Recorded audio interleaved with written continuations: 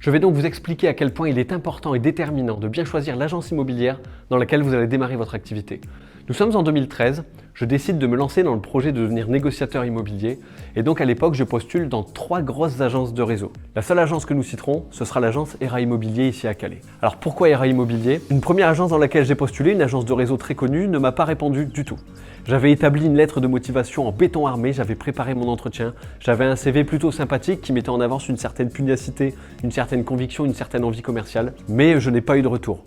La deuxième agence, une agence de réseau aussi, m'a répondu par un QCM. J'ai donc reçu un mail qui me demandait de choisir entre plusieurs réponses. Et c'est vrai que partant du principe où pour mesurer une taille de pantalon, il faut 2 nombres, je trouve que estimer la valeur d'une personne dans un métier futur sur la base d'un QCM était quand même très léger. Je n'ai donc pas donné suite. Puis j'ai été reçu par monsieur Peter Laurier chez ERA Immobilier, directeur de l'agence à l'époque, agence en création, avec qui j'ai passé un excellent entretien. Le feeling était très bon et à la fin de cet entretien, il me dit en me regardant dans le blanc des yeux et on sait que le regard est une fenêtre sur l'âme. Je suis convaincu monsieur que vous êtes fait pour ce métier et si vous vous lancez, vous y arriverez. Ça amènera donc le deuxième point, il est important de bien choisir son agence, mais aussi de choisir le type de structure dans lequel vous voulez travailler.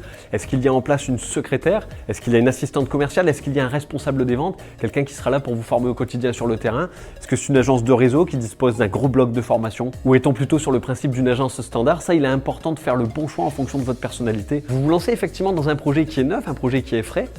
Et il y a des personnes auprès desquelles vous devez vous rapprocher et il y a des personnes que vous devez fuir évidemment. On va donc parler des fameuses croyances limitantes. Vous avez sans doute dans vos amis quelqu'un qui vous a dit avec force et avec envie et avec conviction qu'il croyait en vous et que ce métier était fait pour vous. Et puis, vous avez d'autres personnes parfois, des amis grâce auxquels on n'a pas besoin d'ennemis, qui eux ne croient pas en vous et qui vous expliqueront à quel point c'est la crise et à quel point il ne faut pas y aller, il ne faut pas vous lancer. J'ai un très grand conseil à vous donner, éloignez-vous de ce genre de personnes. Nous sommes en 2013, j'intègre l'agence ERA, dans laquelle il y a déjà une équipe de 7 ou 8 personnes en place. Et dans les 8 personnes en place, il y a une demoiselle que je trouve très froide à mon égard. Et donc je me permets de lui poser cette question et elle me dit « J'aimerais savoir quand comme nous tu n'y arriveras pas, comment tu réagiras parce que tu es motivé, tu as envie de tout déplacer. » Et elle me dit « Quand tu ne réussiras pas, quand tu verras comme nous que ça ne fonctionne pas, comment tu réagiras ?» Et donc ma première réaction, c'est de lui dire moi je ne compte pas faire comme vous, moi je compte y arriver. C'était une très mauvaise réaction puisque c'était très prétentieux. Donc si j'ai un bon conseil à vous donner, c'est de vous éloigner de ce genre de personnes. Il a été prouvé que dans certaines équipes commerciales, l'arrivée d'un nouveau est vue comme un bouleversement et peut être très mal perçu. Ce qui est tout à fait humain, c'est déjà arrivé,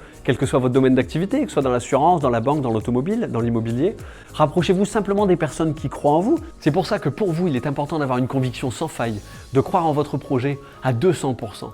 Parce qu'il y aura toujours des gens qui, motivés par le fait que ce projet ne leur convient pas ou qu'eux-mêmes n'auraient pas pris ce risque, essaieront de vous en décourager et la plupart du temps à tort. Il est français et il est humain aujourd'hui de prendre en considération les risques d'un projet ou d'un changement de vie. Mais est-ce qu'il n'est pas davantage humain d'envisager que cette prise de risque puisse être positive, qu'il puisse y avoir une issue favorable pour vous et de ce fait un réel bouleversement de votre projet de vie? Bien sûr que si. Et bien souvent l'enthousiasme de réussir est écrasé par la peur du risque, alors que cette peur du risque ne correspond qu'à la partie visible de l'iceberg. Ce qui me permet donc de rebondir sur ce que vous disiez tout à l'heure. Effectivement, vous entrez dans un marché qui est conquis, dans lequel vous avez une concurrence qui est farouche, notamment dans l'immobilier.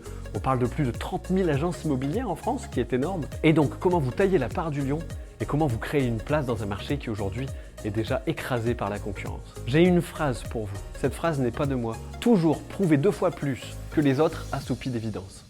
Il est un fait, quand l'activité affiche une certaine récurrente, quel que soit le domaine, généralement, on a tendance à oublier de se renouveler et le fait de s'oublier fragilise très souvent votre position de leader. J'aimerais vous donner un exemple pertinent, mais avant cela, je vais vous demander si vous avez dans votre poche un téléphone mobile de type Nokia, de lever votre main.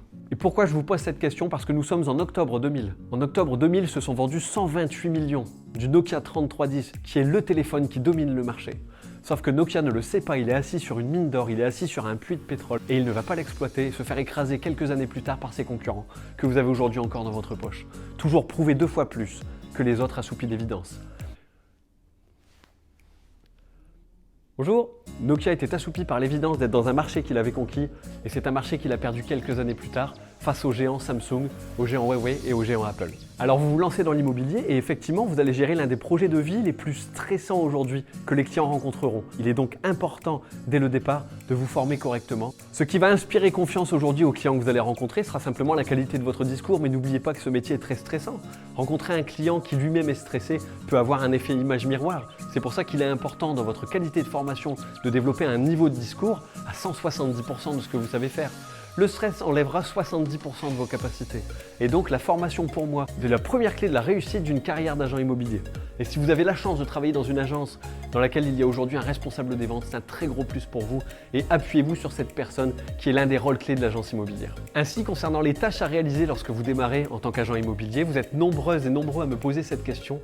Doit-on réaliser de la prospection? Alors pour les plus initiés, la prospection en fait se traduit généralement par du boitage, des petites feuilles au format A5 que l'on va mettre dans les boîtes aux lettres et ma réponse est non. Les retours pertinents sur Flyer sont de l'ordre de moins de 1 pour 1000. Alors sauvez la planète, économisez un peu de votre temps et menez les bonnes batailles. Lorsque j'ai démarré dans l'immobilier, j'avais à cœur d'avoir des interlocuteurs de qualité qui me faisaient confiance. Et il est vrai que vous démarrez dans un job que vous ne connaissez pas à 100%, il n'est pas évident d'avoir des gens qui vont vous recommander. Alors à l'époque, j'ai démarché en banque le directeur d'une cellule pro, un jeune homme extrêmement brillant à qui j'ai demandé de l'aide. Alors je me suis présenté comme quelqu'un de très motivé et en étant tout à fait honnête, je lui ai dit effectivement que je ne connaissais pas encore le métier à 100%, mais que j'aimerais être recommandé. Ce partenaire d'affaires m'a amené 17 biens. J'ai vendu les 17 biens pour lesquels il m'a recommandé. Entre boiter et emmener du flyer, ou plutôt aller convaincre les professionnels de votre entourage de vous aider à travailler, de vous recommander quand un ami ou un proche vend une maison, effectivement le choix est vite fait. Alors vous démarrez une activité et effectivement pour cela vous devez être connu. Vous devez être connu et reconnu. Alors évidemment il y a une passerelle sur laquelle on va pouvoir échanger ensuite, sur cette deuxième formation qui s'appelle Devenir réseau sociable. Ce sont les réseaux sociaux. Il faut savoir qu'aujourd'hui, Facebook, c'est 510 000 commentaires toutes les 5 minutes. Aujourd'hui, Facebook représente un boulevard d'opportunités et d'interactions sociales illimitées. Vous démarrez, vous devez en informer les gens, informer vos proches, informer votre famille. Vous devez absolument utiliser les réseaux sociaux. C'est ce qui, à l'époque, dans l'agence dans laquelle je suis devenu manager, a participé à la mise en place d'une très grosse renommée au niveau local. N'ayez pas peur non plus d'être corporate et d'être fier de la marque que vous représentez, notamment par un véhicule floqué, par des vêtements floqués lorsque vous êtes en club de sport, quand vous allez chercher les enfants à la maternelle. Très souvent, l'image de l'agent immobilier est réduite à quelqu'un qui ouvre des portes et qui fait visiter des maisons. Vous êtes bien conscient que ce n'est pas du tout votre rôle dans ce métier. Quand vous êtes agent immobilier, vous êtes un professionnel de la photographie, vous êtes un professionnel du juridique, vous êtes le roi du marketing, mais vous devez aussi asseoir des connaissances en bâtiment, le tout en développant un relationnel digne des plus grands psychologues. Alors effectivement, laissez à la télévision ce qui est à la télévision.